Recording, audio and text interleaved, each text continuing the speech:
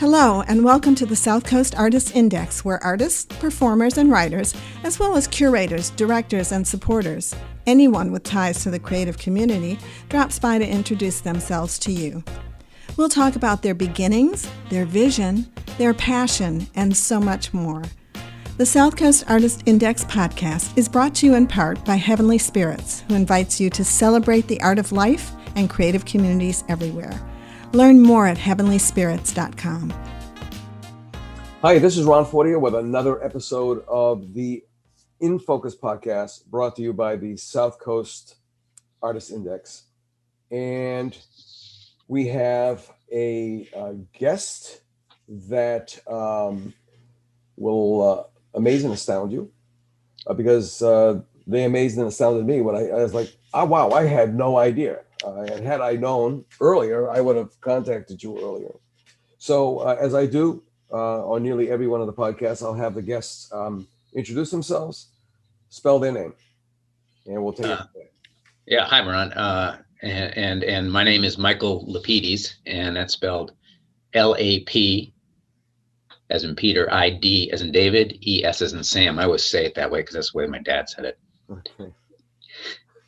Did you ever have any issues with it? Because I always ask people, because sometimes I think when I've got nothing, I get something. And when I think I'm going to get something, it's like, blah, nothing ever happens, you know?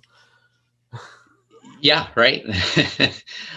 Yeah, in making art, certainly, right? Right, exactly. Absolutely. Yeah.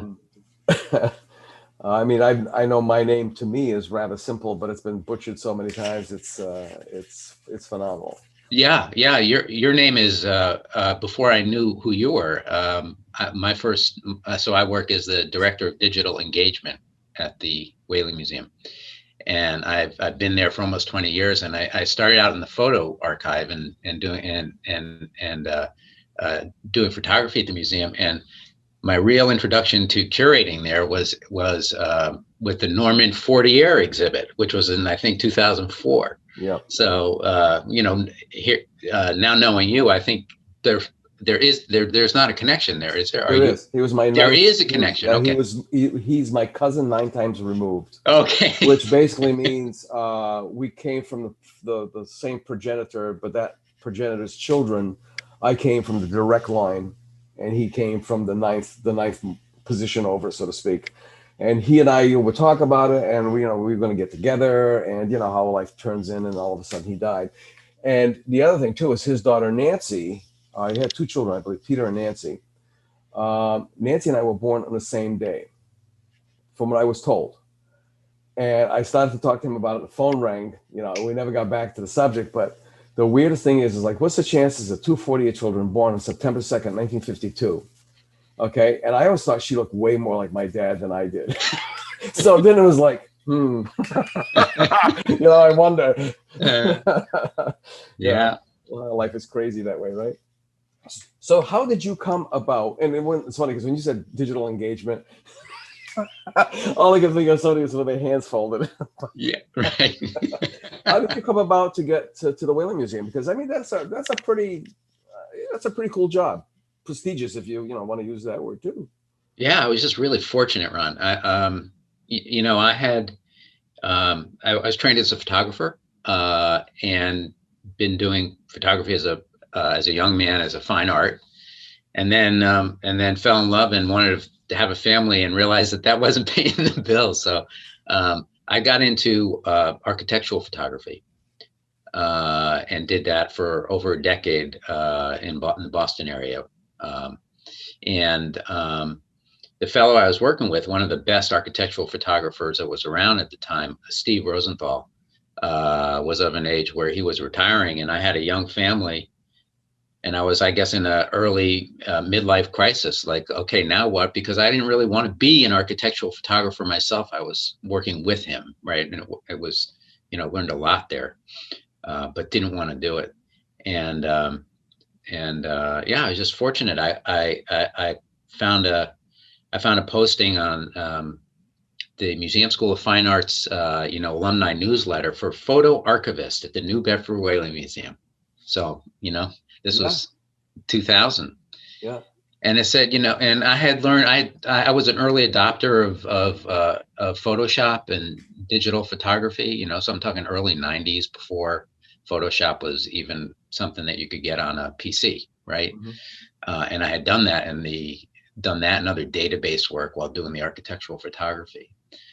And the ad called for, it said, it was like doing rights and reproductions work at the Whaling Museum, doing the photo archive, taking care of the photo collection. And, it was an entry-level job. So I was very fortunate. It seemed exciting. And I got started there. And then a couple of years later, and, we just mentioned Norman, the chief curator at that time said, "Oh, Michael, I think we may be acquiring Norman 40 Years archive." And I said, "Oh yeah, what's that like?" He said, "Well, it's big." And I later learned it's like 100,000 negatives, right? and that was, the beginning of this long relationship. I was cataloging the whole photo, or not the whole photo collection, but the important parts of it, and then, getting ready for the Norman 40-year exhibit. So yeah, I was just very fortunate to find this job, and here it is morphed into something else again. So well, it's kind of serendipitous, or even eerie, kind of, if you stop and think about it, because it's kind of a weird arc. We were talking about, early, before we started recording, about swing, linchpins and individuals, things that swing. We're working on a project, you and I, and the connectivity is just like bizarre. It's just like popping all these things, going backwards in time. And I can't say it's a rumor because I got it from a very good resource, and this person is responsible for acquiring and cataloging and archiving hundreds of thousands of photographs from our past. And I had a conversation with them about the Standard Times. Now, one time I worked for Tony Souza of the Office of Historic Preservation. So I had my fingers in everything. I had access to so many things. I mean, I was in the Whaling Museum with Mr. Perrington. I was one of the few people, I was told, that got along with him, or he got along with me because he didn't really like anybody. That's what I was told. And so working with Marge and Mo at the archive, or the morgue at the Standard Times, before they moved to their new facility, they had an incredible treasure trove of photographs. And then when they moved, it was like, oh my God, what are we going to do with all this stuff? And this individual told me there was only so much I could take, and it broke my heart. And it was like deciding between your children who's to save and who not to save. So the question is, did the Whaling Museum get any of those photographs? Wow. Yeah. Yes, we did. And, I wasn't around at that time, but I heard similar story, the move of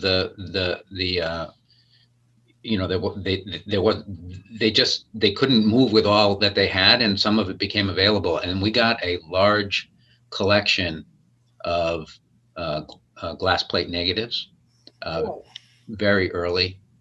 In fact, I had done an exhibit at the Whaling Museum of our Standard Times collection, just some of the highlight, there are thousands of these images. Joe Thomas over at Spinner got some as well, and I don't know who else got any, but we did get a lot, and I'm glad we did. They're just I did some research with some of these, and the beautiful thing is they came. We saw dates when they were made, and we could associate them to newspaper articles, so we could really get back in through the Free Public Library, learn who some of these people were that were in these pictures. So that's an incredible resource. We also have we acquired later 35 millimeter and 2.25 millimeter work from the late 70s, early 80s from the Standard Times that has not yet been cataloged. I mean, it's a massive amount. I'm trying to remember. I think it's over 25,000 negatives. Yeah. So in fact, we have a outstanding grant application that would that has that collection as a focus, because there's so much history in those years, right? And it's untapped. So yeah, it's one of the very exciting parts about the Whaling Museum photo collection. We estimated over 200,000 individual items, and we have catalog records for no more than a quarter of it. So there's a large untapped resource, and that we always strive to get to the bottom of. I'm going to mention two names, and they're both of Portuguese extraction. So the next question was to me,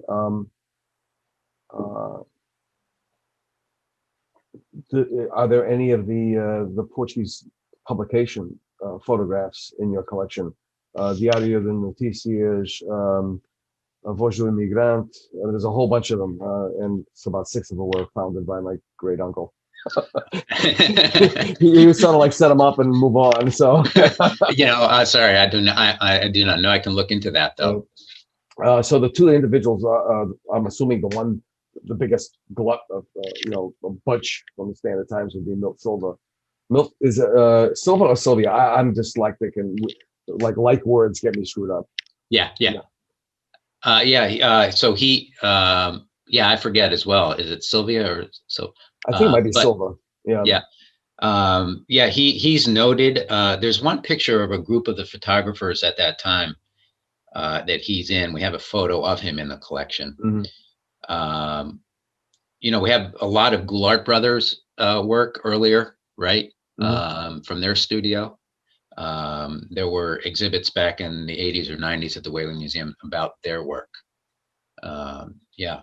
All right. And there's one more, and then because this is part of your legacy, your function, your career, so on and so forth.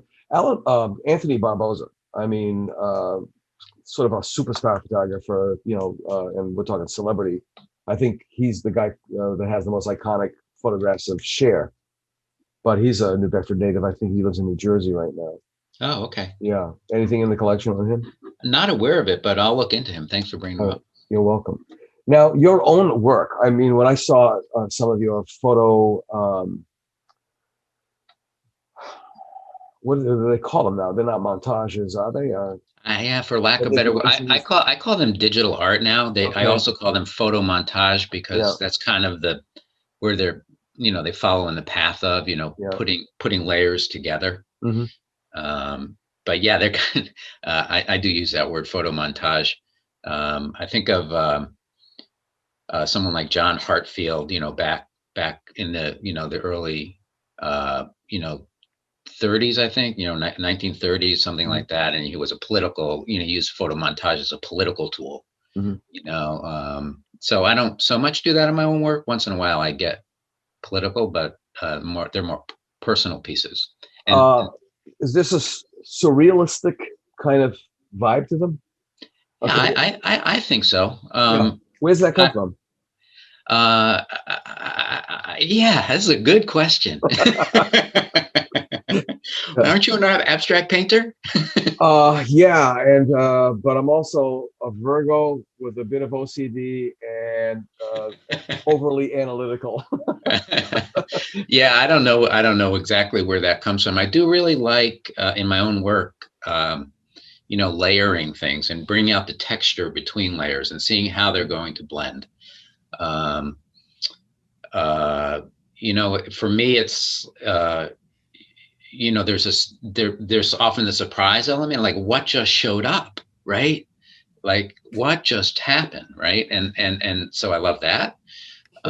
Yeah. Sometimes I come to the work with an intention to create something, right? And it's like, oh no, this is what I see. This is what I'm feeling. That's what I'm going to bring to the work. And it kind of turns out that way. And sometimes it's totally turns out into something else, like right? 180, right? Right. Totally. Yeah. And so I don't know, this is maybe something that's come to me later in my, artistic life, which is like, I don't care if I make bad art or good art. It really doesn't matter to me. It's not like I'm thinking, oh, this is this has got to be good. This has got to be good. And if it's bad at the end, I'm almost just as happy as if I made something I like. It's like, I won't necessarily share it if I think it's bad, but maybe I should. I mean, my personal viewpoint on that kind of thing is I have a lot of friends who get very frustrated and they gesso over their work and they manipulate it so much it's not even anything like the piece they hated. And I've got pieces that I'm not really thrilled with, and they say, well, why don't you ever like repaint or something? And it's like, no, I want to see the scabs. I want to see the bumps and bruises because they're just as much of road markings, so to speak, as anything else. And then sometimes some of the ones I'm not thrilled with are, well, okay, let's be honest. A lot of the times, no superlatives, a lot of the times, the stuff that I was sort of about out of the corner of my eye, weeks, months, years later, it's like, oh my God. Right. Where the hell did that come from? Isn't that the thing? Yeah.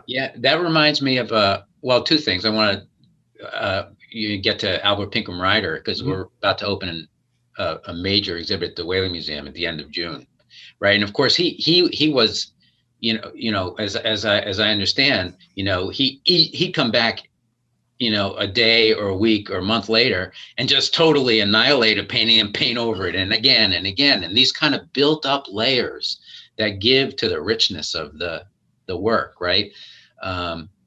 So I'm starting to feel a closeness to that because I rework things a lot. Sometimes, as you said, sometimes it just has to stay there as what it was, but I'm not afraid to, rework it. I did, there's kind of an analog version of the work I'm doing now that I did back in the 80s and 90s, which was on Polaroid positive negative film. I really geek out with photo stuff now, right? Well, I remember PMTs, positive mounting transfers, and there's so many of those things, stack cameras. Right. The smell of onions. That's what the fix always smell like onions to me. Yeah. Or the smell of stop bath. No, but the positive negative film, Polaroid positive negative film, I used to do documentary photography, and I had studied with a photographer, Bill Burke, at the Museum of Fine Arts, and he was doing that work, and I thought, man, that's great stuff, because what you could do is, you could take this picture, you wait 60 seconds, you pull off the positive, and then a person just sat for you. You could give it to them right then. It's almost like now how we have digital. You have a friend, you do some pictures, say, hey, here's a picture, right? But back then there was no digital. And you take somebody's picture, and maybe a few weeks later they get to see it, and there was this kind of disconnect. So I love the Polaroid positive negative film as a documentary material, and then I started to use it in the studio to photograph, rephotograph, layer things. And I don't know if you've ever used this stuff, or it had a coating that you put on with a very particular smell. It was right? a stick, yeah. That had a stick. That's when you said that. Yeah. The coating. The first thing in my mind was smell, because my dad was a phenomenal photographer. Oh, really? I have to show you some of his work, because he's a friend of mine who's an award-winning videographer. Looked at his work and said, "Your dad's compositional abilities," and when he saw some of the 8mm stuff, it was like, my God, he was so far ahead of everybody. So I don't know, maybe it's a 40 trait or something. Yeah, but. Also, too, I remember doing advertising photography. Well, I didn't do it. I mean, I hired photographers, and the roids, because you'd have to do roids, and you get the slave set up, and we're doing interiors, and high-end homes, and so on and so forth. And it would take 4 to 8 hours to shoot 1 or 2 interiors. Right. Yeah.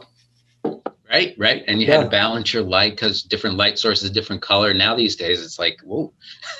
Yeah. It's so. Hey, Ron, maybe we should talk about the Common Ground Project a little. What do you think? Why not? I mean, it's all part of you. And like I tell everybody, usually at the end of all of this is not a one and done. The door is open now. So we cannot squeeze everybody's life into a page, a chapter, a page, and in some people even a book. Some people have multiple volumes in them. So who knows? Let's go for it. Okay. Yeah. Yeah.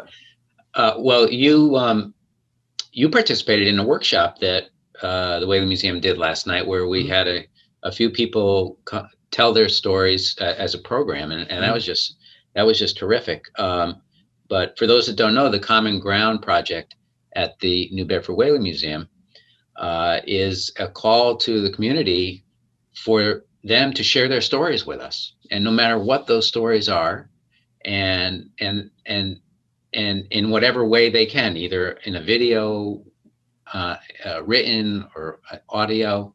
And these stories are being collected and will be part of, some of them will be chosen to be part of an exhibit in 2022 that will essentially be about the community and the people who've told the stories. And then also these stories are being archived at the museum, so they're becoming part of our permanent collection. So we're really excited about this project, and we've already got something like 50 or 60 stories, and hoping that that's by the time the exhibit goes up, that's in the many hundreds. So and people can go to commongroundmosaic.org and read more about it, and also add a story right there if they want. And there's ways to connect to us there. So we're very excited about this as an exhibit and a project that will go on into perpetuity. Yeah, I found a lot of parallels between Common Ground, obviously, and the official name of the Artist Index is the Artist Index website project. And another aspect of it, it was inspired by the former curator of art there at the Whaley Museum, Mary Jean Blasdale. I've spoken to her on the phone a couple of times. And she was absolutely thrilled that she was the inspiration for this. I still have the ad that she put in the Standard Times. I think it ended up in the Bowsprit magazine, which was a Sunday supplement. And she had 150 names or so of people she knew or thought were artists. And she said, I need a date, a birthday, something. That was her plea. And she went on to publish her book, The Directory of New Bedford Artists. And we explained this project. I also told her about, I'd love to be able to get her book digitized and put it into our database. But as you know, those plans have changed. That's going into something bigger and better. So that the ultimate goal was to have from 1749 to the present, which would be today, tomorrow, the next day, so on and so forth, as it'll continually build. And she said, wow, she says, I just thought of something. I said, what? She said, I stopped at 1949. I can still keep going. I said, yeah. So there may be a project in the offing there. It really is about, I used to tell my art history students, look, these people didn't build these pyramids to preserve a skinny little body. It was much more than that. It was preserving memory. And this idea of replicating their world so that they didn't know if they were living or dead, because when they woke up or whatever it was in the surroundings, it was like, okay, besides, where the hell is everybody? Everything looked pretty familiar to them. Yeah. And that is so important, because the stories that my mother tells me of her father, whom I never met, the stories I told my daughter about my mother, well, she's still alive, but my mother and her father and her mother, what's the African proverb? You continue to live until the last person dies that speaks your name, something like that. And this is so very important. Yeah. Right. That's so interesting. Yeah, the connection with Mary Jean Blasdale. So she was at the museum when I started. She taught me to do the photo archive, and so and her book, as you said, it's that earlier history of New Bedford, and in your project, the South Coast Artist Index, kind of in a way, is trying to continue that legacy of knowing who the artists in the area were, and here you are, how many podcasts do you have now? You have quite a We're few. about 90 right now. Right. You know, we only drop out so many because that's another thing. It's still a pretty much if we include everybody all together, it's like a 2-person operation. Yeah, You right. know, And so many headed, there's but only 2 people. a connection now between Common Ground and your project. Do you want to describe what that is, or? Uh, sure. I mean, I wanted to talk about you and your stuff, but I mean, this is all kind of tied together. You know, one of the things was to create a digital archive for the community, and meeting Dr. Akea de Barros Gomes, we started talking, and it just like sparked it off. Actually, from Akea, it went back to Christina, who I forgot now who, to use the term, hooked me up with her, which now got me into communication with Mary Jean Blasdale. Well, last time I spoke with her was at the beginning of the pandemic. A bunch of things are happening in the family, graduations, all those kinds of things that she had to attend to. And then, you know, when you're doing this on a part-time basis, things slide. You know, you try to keep it all together, but it's almost impossible. So the original intent of the project was, okay, we were going to do the living, the contemporary people. And there are terms that are used in art that people confuse. They think contemporary is modern.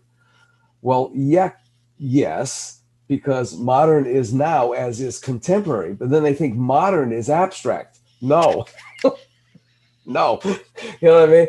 And there's also, we have visual performing and culinary, visual performing and literary, Freudian slip, I'll get back to that, artists. And we're only getting them as far back as I possibly can. And those are the people who can speak for themselves. Part of the project was, I wanted people to talk to me about their parents, their uncles, aunts, cousins, whatever. They got a shoebox, you know, the classic shoebox, and in the top shelf in the closet, it's been sitting there, and it's like, is it worth anything? I don't want to throw it out, you know, that kind of thing. And I'd love to find out about my instructors, Alma Cummings. She and I want to talk about her dad, but if you think I'm emotional talking about my mother, when Alma and I get together about her father, he meant that much to me in my education. So there's her dad, and then her dad taught with Ed Tornieri, who is very, very connected to Hans Hofmann and to the Swain School. And then there's Frank McCoy. I didn't get a chance to get to him in time. He passed away. And then Bill Elliott, you know, I went back and spoke with him. But, you know, Bill Elliott's having a show, depending on when you're listening to this, the opening is on June 4th, 2021 at the MAC, or the Marian Arts Center. When he was alive, he exhibited there quite a bit. These are very, very important people. And then there's all the other people, speaking with Alison Sywin, who's the archivist for the Art Slide Archivist. I think that's kind of her title. She works with the Luna database, or did at the time that I spoke with her. At UMass Dartmouth. Yeah, at CVPA. Sure. She has images that she doesn't know how far they go back. They have no attribution. So she said, it's like, who do these works belong to? Who do I attribute them to? Yeah. I mean, though, Allison, yeah, I know, and we've talked about this. You know, I said we had 200,000 approximately, you know, unique images in the archive. Yeah. And the ones that say nothing, right? There's no attribution at all. I mean, so frustrating. So encouragement to everybody. Of course, now digital images, you know, will carry some metadata along with them. Right. So, you know, if we're, you know, 50 years, somebody sees something we create today, hopefully in the metadata, it will say, you know, created when, and it will, you know, even say on what camera, maybe even who owned that camera, stuff like that. Also the location too, almost geographic pinpointing, or right. And so, I mean, there's some information, but yeah, so much of it's unfortunate that you know, so, you know, you'll find a great picture and want to use it and then not know what it's about, right? Which is, it's going to bring me to one of my questions. I actually have 2 more about Albert Pinkelreiter, but I'll hold on for a second. Facial recognition or object recognition. I guess that's the new thing right now. That's pretty scary, and really exciting all at the same time. Absolutely, yeah. I read somewhere, and I really truly believe now that photography used to be about the glass, the negative, what kind of developer or negatives or whatever. It seems like the advances in photography now um, are going to be about this artificial intelligence. I mean, I don't know about you, but I find it really helpful to go into my Google Photos and put the word mask in, because I remember I took a picture with a mask in it 7 years ago, and I'm not real organized with my own collection, right? Yeah. So it's helpful, right, to Yeah. have these have this software be able to know what a mask is, for God's sakes. And so if it delivers 20 pictures, a few of them are like, that's not a mask, but who cares? Yeah. Right? Yeah. It's a useful tool. Yeah. So yeah, AI, like you say, facial recognition is scary but powerful in a way that could be positive.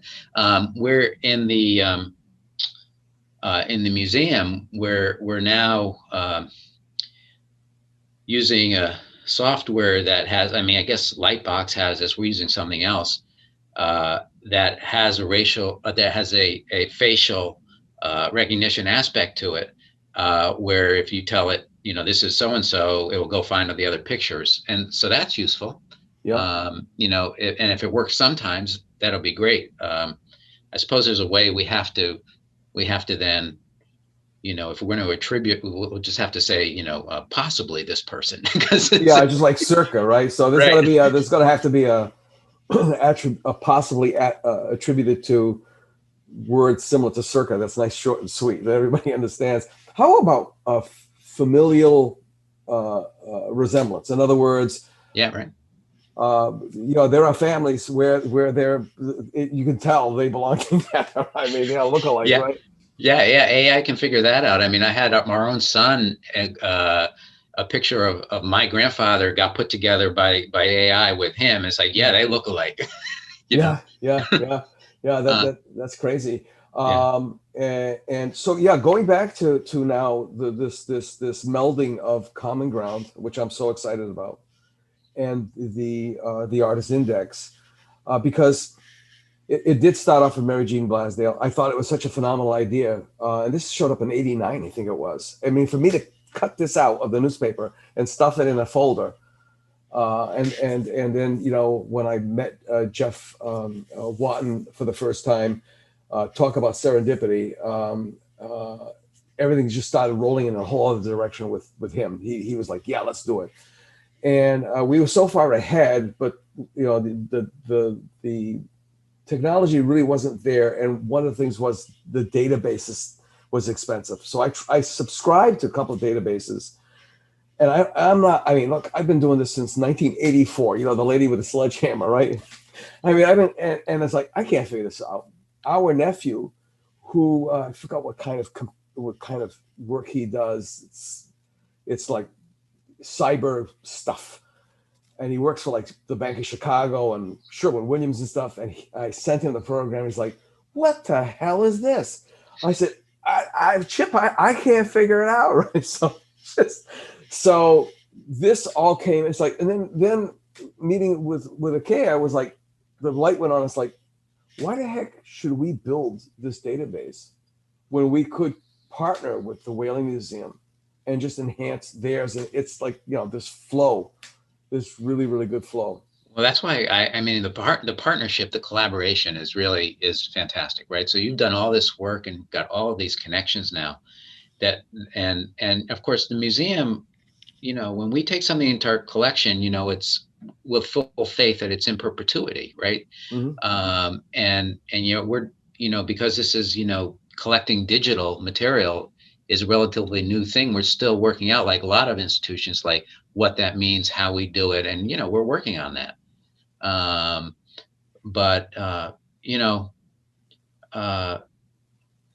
People often think, oh, I can, have this digital file, it'll just last forever. Well, it's the most fragile thing there is.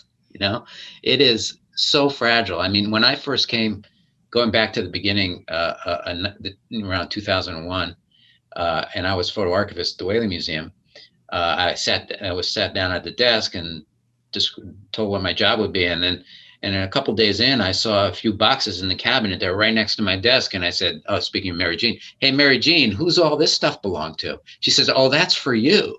And what, and what it was You're a new guy.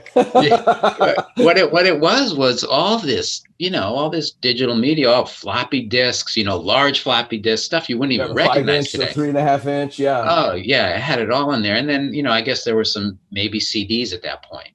You probably had what they call those cartridges there, the DATs, the DATs. Then we had that and zip drives. Zip drives. Yeah, right. So all this, so I got into this, like, digital stuff, just got thrown into it, right? And had to kind of try to figure out how to deal with that. And, we've done our best over the years, and things continue to change. So we still have to keep it's not like it's just one fixed thing and you can figure it out in, 2021 and now you're good forever, because in 3 or 5 years, you're going to have to shift again. Well, I mean, here's a quick story. I do genealogy. I've done genealogy I caught the bug working for the Office of Historic Preservation. And online, I bumped into a cousin, my father's first cousin, my second cousin. Totally, because when we would go to Canada for the summer, it'd be like I could meet a new cousin or a dozen new cousins every summer and still not run out of cousins. And she inherited a bunch of photographs that went from one aunt to a surviving aunt, to another surviving aunt, to another surviving aunt, to her mother, and then to her. And imagine being in a wedding and you're the photographer for the groom's side, but you have no concept of what's going on the bride's side. And then 50 years later, you see the photographs and it's like, I was there and what? It's like, it was a whole different perspective. It was absolutely incredible. Wow. Yeah. So I think what happens is that the collections in some cases are like, in degrees, half of the sphere, 180. And then other stuff comes into the collection that now puts that other half, and you got the 360, you got the full blown sphere of what happened. Yeah, I love the way you put that. Maybe if you're lucky, you have the full thing. But the point is, it's never what it was when it first came in, or it can be something else, right? So another part of what I do now at the Whaley Museum has to do with how we deliver collections online, which we're improving this summer, right? And one of the functionalities that I want to get to that platform, and know that we have, on our website, whaleymuseum.org, we have 45,000 images just in the photo collection that you can view online and search, word search, right? Mm-hmm. But the functionality that I want to put into the online search is, a comment field, because we say, this guy is Joe Smith. This was 1935. And somebody says, hey, wait, no, that's not, let me tell you something about that picture, right? Yeah. So this idea that, the museum puts its material out to the world, right? And says, this is what it is, right? Versus, hey, what can you tell us about what you see, right? I think that's part of this kind of kind of shift that's happened. I was going to say when you said it, when the words left your mouth, it was like, oh my God, this was the old museum model. This is what it is. Take it or leave it. Versus this is what we have. What do you know about it? What can you help us? How can you help us enhance this experience? Because it's funny. I mean, there are people who say, I'm not interested in history or anything like that. And then you start getting in conversations or whatever on simple things. I on Facebook with Carl Simmons, with the New Bedford I never get photo history or whatever. Is that what it's called? Yeah. Well, it's always a good group. I reached out to see if I could find something of my mother, because I figure if you don't, you'll never know. You'll never know one way or the other, and it's still not cut and dry. And so I wanted to know about mill food. I know there's a mill food tradition in Fall River. I'm not so positive or sure about a mill food tradition in New Bedford. And the mill food tradition in Fall River, everybody knows the chow mein sandwich, but they don't realize that that was part of the mill food tradition. These guys, there's no refrigeration. They work like dogs, 14-hour shifts. And it was like one of those bad cartoons where you hear that noise where they all run out of the mill. They go into the shop or one of the surrounding shops. They order their food and they're right back in again, right? So what these vendors did is that they got this stuff ready for them so that it was like in, over the lips, through the gums, watch out, stomach, here it comes kind of idea. And chow mein sandwiches is one of them. Pork pies was a stand. That was a mill food brought over from England with a Leicesterman. They had something called, somebody described the marinated hamburger as the whoopie burger, which was, they were pre-cooked burgers in this broth, so that now when they order the burger, it's like it was done. They just slapped on a roll, wrapped it, and gone. The hot dog even has some sort of heritage in there as well. And actually, what got me going was speaking to a group from Detroit when they told me about we were talking about coney dogs, because I've always been like a food historian kind of thing. And anyway, they said, yeah, they would like the coney dogs. It was pretty much, this is what you get. You get the sauce, you get the onions, you get the mustard. They put it in a bag. You walked in, just like the old drive-ins. You grab the bag, you pay the money, you eat it on your way back to the factory, and boom. So that's what got me going. So it's those kinds of little things that add so much more life to, you look at a piece of scrimshaw. It's nice, artwork. But then you find out, it's like, okay, you'll be calmed. You're out there. You got nothing else to bloody do. Like the mermaids, the Valentines, Sailor's Valentines. Oh, yeah. All those things. I mean, now there's a story, and I think that people really like stories, whether they know it or not. Oh, yeah. I mean, it's part of human nature, right? I think. Yeah. I mean, what is life but telling ourselves stories all the time? I mean, in our own heads, right? And then, right? Yeah. Is what we do. I mean, from campfires to water coolers. Right. I guess now the new water cooler is Facebook. Oh, yeah, in a way, yeah. Or social media, in general. Right. Going back with Alba Pinkham Ryder, one of my art history instructors, Evan Firestone. He's down at, I think he just may have retired at North Carolina, Chapel Hill. He said that Ryder had, his house, by today's standards, he would be called for a hoarder. Mm-hmm. It was like just a trash pile with a path from the door to the path went from the front door or whatever to the kitchen stove and to the easel, and that he had a pot of soup on that stove that was never ever, it was like just added to for like decades. It was never ever washed or cleaned. He just kept adding stuff as it kept getting lower. He'd add more potatoes, more carrots, more broth. I mean, it's like, I don't know if that was true. I just want to know about that. Yeah, that's a story. I'd like to know more about that myself. Okay, all right.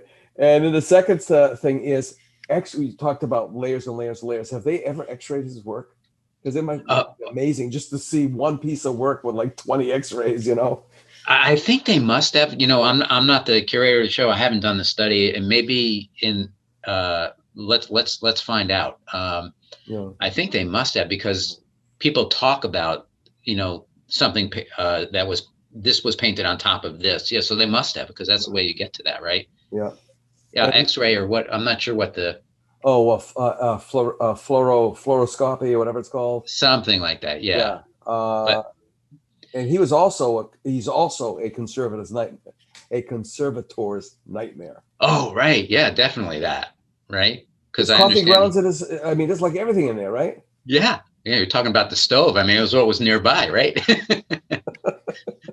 Well, it's going to be really, this exhibit's just going to be, it's going to be a great thing. We're really looking forward to it. And they're getting the walls painted now. So when I get into the museum, I just go peek in every day and see the progress.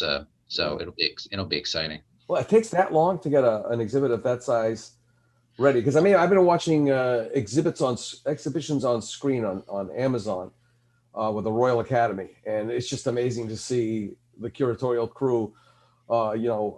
They're putting pieces of paper that are the size of the work, and they just keep moving stuff around. It's like it's fascinating. Yeah. You could do it quicker, but it takes a good month, especially a complicated exhibit like this. You know, the museum is fortunate to have one rider in our collection. We also have his easel. Mm-hmm. And so the show is being lent to us, except for that. So it's major retrospective. So we're really fortunate to have that. Wow. How about your work? Where have you exhibited? Yeah, well, in my younger days, in Boston, there was a gallery called Zoe Gallery. It was on Newbury Street. On Newbury Street. Pucker Safrai was there, and a couple of other ones. Yeah. Yeah. So I went to school with the owner of that, and I exhibited there a couple times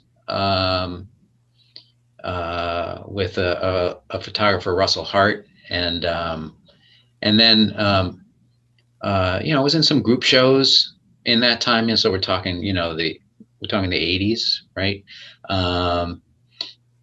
More recently, then in 2017, I did an exhibit, a documentary work that I had done as part of an exhibit in 2013 that I curated about William Bradford's work. He utilized photography a lot. He brought 2 professional photographers with him. He had 7 voyages to the Arctic. And we see direct connections between some of their glass plates and his paintings.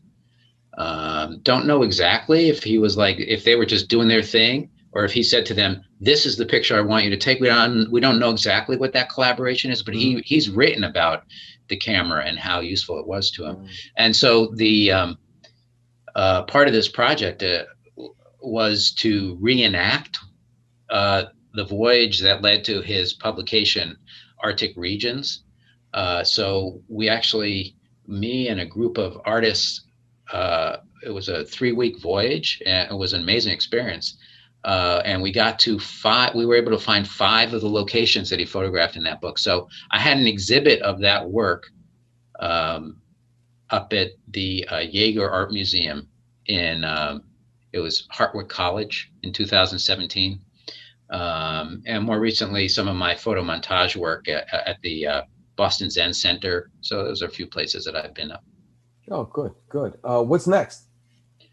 Yeah, I don't know. I was thinking that maybe it's time for me. I'm not sure where I'll show next. I think, I've been kind of been thinking about publishing something. I mean, these days we can do that ourselves, right? Yeah. Also, I post things on social media, but thinking that probably putting up a website is probably not a bad idea. Maybe that's a project for this year. Probably not a bad idea to do that. Yeah, exactly. Now I want to start wrapping this up. I usually ask everyone, well, not everyone, but one of I call it my Barbara Walters, gotcha kind of things. And how would you like to be remembered? But before you start thinking about that, here you are, an individual whose day job is about memories and preserving memories. So how would you, as an artist and that guy, like to be remembered? Wow, that's a big question. I think I just want to be remembered as a guy who loved and was loved. I mean, that's pretty much it. I mean, I don't have any kind of vision that my art's going to be important to somebody in 50 years. Who knows, right?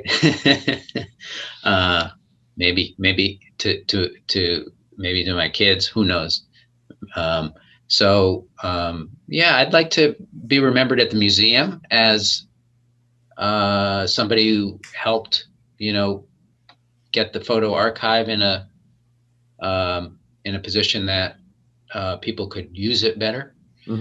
as a person who helped us move into the digital age, right? Who helped with that transition, and that's a big transition for museums and for everybody, right? How we do that. So that's a process that I hope to be remembered as somebody who helped that. Good. Yeah. Good. Yeah. It is a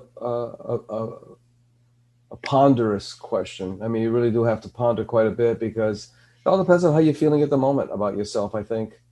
It's important. And again, if in the future, and this is the concept with all of these podcasts, and they don't have any structure. It's just a conversation. People expect the structure, and that's not the way it is, because it's just a conversation, so that you can eavesdrop, so to speak, on this conversation 20, 30, 40, 50 years from now. And somebody either trips upon you looking for somebody else, which is always the case, or they're looking for you. I keep going back to painters painting that I saw in undergraduate school, and I was just amazed about. The one scene was Rauschenberg sitting on a step ladder, and for some reason in my mind, everybody was sitting on a step ladder in that film. It was just him, but I mean, these were the gods that we were aspiring to be, and to hear. And to see Jules Olitsky, I still don't know if that, I've seen it several times. I don't know if that's a cat or a dog he's got. I still haven't figured it out. But he's like, he's holding it, he's standing up, and he's talking about his work. And some of these guys could be bankers. They could be school teachers. They didn't look like the quote unquote artists. They just, and Barnett Newman. It's like, oh my God, with a monocle, or is that like a little little magnifying glass? I mean, but what it showed was that they were people. And they were people who painted, and you can be enamored with their work, and you can be enamored with their demeanor. You can be in awe of them, or you may even say, "This guy was the biggest fool I've ever heard in my life." And yet, well, like Larry Poons, for example, the jury in my head is still out on him. Was he his own person so much that it's just like he just pushed everything else aside? Because he seems very kind of arrogant, but not in a bombastic kind of a way. It's just like he runs the show kind of thing. Mm-hmm. So that's what's important. And then again, too, it's just like, looking for your great grandfather, whom you've never met. You only heard stories, and then you actually hear his voice. That's got to be a wet your pants moment. Yeah, right. This is great. I really appreciate having this conversation with you, Ron, and it's really been fun. Thank you. Hold on, I'm going to wrap this up. Hi, this is Ron Fortier again. Thanks so much for joining us with our guest, Michael Lapides. And